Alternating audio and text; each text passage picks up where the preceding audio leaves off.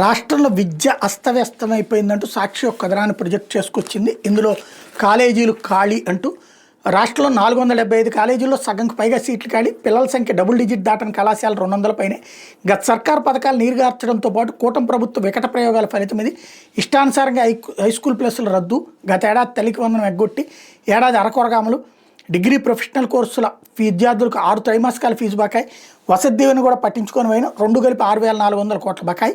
ఫలితంగా ప్రభుత్వంపై నమ్మకం కోల్పోయి ప్రైవేటు బాట. గత ఏడాది మొదటి సంవత్సరంలో 70,677 మంది చేరిక, ఏడాది 3/2 వంతు కూడా గగనమే అంటూ ఓ వార్త రాసుకొచ్చింది. ఓకే, ప్రభుత్వ కాలేజీల్లో చేరకుండా ప్రైవేట్ కాలేజీల్లో చేరుతున్నారు. ఇక్కడ మనకు కావాల్సిన ఫిగర్ ఏంటంటే టోటల్ 10th క్లాస్ పాస్ అయిన వాళ్ళు ఎంతమంది కాలేజీలో చేరారు, ఎంతమంది చేరలేదు. ఇంటర్మీడియట్ పాస్ అయిన వాళ్ళు ఎంతమంది, వాళ్ళల్లో డిగ్రీ చేరిన వాళ్ళు ఎంతమంది, దాని పేరు ఏంటది ఇంజనీరింగ్ ఇట్లాంటి వాటిలో చేరిన వాళ్ళు ఎంతమంది, చదువు మానేసిన వాళ్ళు ఎంతమంది. చదువు మానేసిన వాళ్ళు ఎక్కువ ఉంటే ప్రభుత్వం తప్పు లేదు, ప్రభుత్వ విద్యా సంస్థల నుంచి ప్రైవేట్కి పోతున్నారంటే వాళ్ళ ఆర్థిక స్తోమత ఎదిగినట్టు, లేదా ఈ సంస్థల మీద నచ్చక అక్కడికి వెళ్ళినట్టు. కాబట్టి అందులో ఎవరిది లోపం ఏంటనేది తెలియాలంటే స్పష్టత రావాలి.